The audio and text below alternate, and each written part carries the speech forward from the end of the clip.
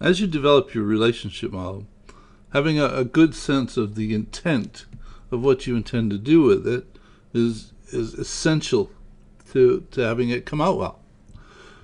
There are a couple of things that you probably should think about before you start the model and during the process. If the model is a one-off, it really doesn't make any difference what you do with it or how you go about doing it. I mean, if you're simply developing it for yourself to understand something and then you're going to throw away, well, then it doesn't matter what it looks like. Though, if you're developing a model that you expect to have around for some period of time, then it's very appropriate that you document it. And when I describe it to people, they typically think that they don't need to document it because they understand their own model. Well, they understand their own model because they're in the midst of developing it. Though it's really surprising how much a week later, a month later, or a year later, one typically does not remember the thought processes that were in play when they actually developed the relationship model. I mean, I go back and look at models 6 months later and I walk through the sequence and I ask myself, what was I thinking when I did this? This doesn't make any sense at all. And so there are times when I don't take my own advice very well. Though I continue to find that when I spend a bit extra time and actually document the thoughts that I have in mind when I develop the relationships that are actually part of the model, 6 months or a year later when I go back and look at it, it really makes a lot more sense because not only do I have the labels and the connections, but I also have some definition of the rationale, what it was that I was thinking when I put this together. So if you're developing a model that's going to be around for an extended period of time, even for your own sanity, I would encourage you to document it well.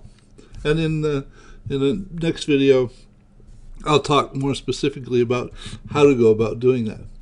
Having your audience in mind, if you are developing a model for someone other than yourself, a person, a group, an organization that you want to communicate the insights to that emerge from developing this relationship model, you need to keep them in mind all along the process of doing the development. You need to ask yourself, is this some aspect of the relationships that they'll understand, that they'll connect with, or do I in fact have to elaborate further so it's easier for them to connect with?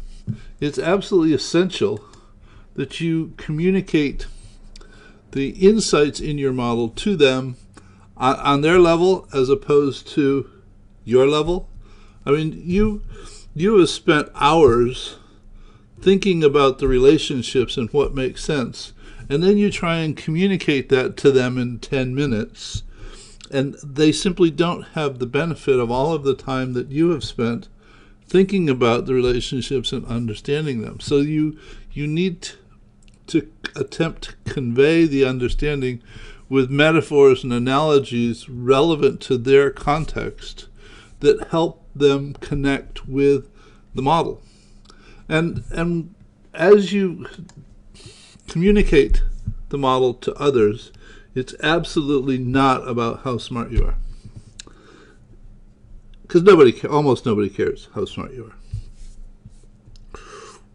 They're interested in understanding something, or they may be interested in understanding something, depending upon how it is that you present it to them. If you present it to them from the perspective of, see, I'm really smart and I developed this and you need to understand it, you really just end up pushing them away. It's not an approach that attracts people, that develops an interest in understanding. Mostly they just want you to go away and quit bothering them.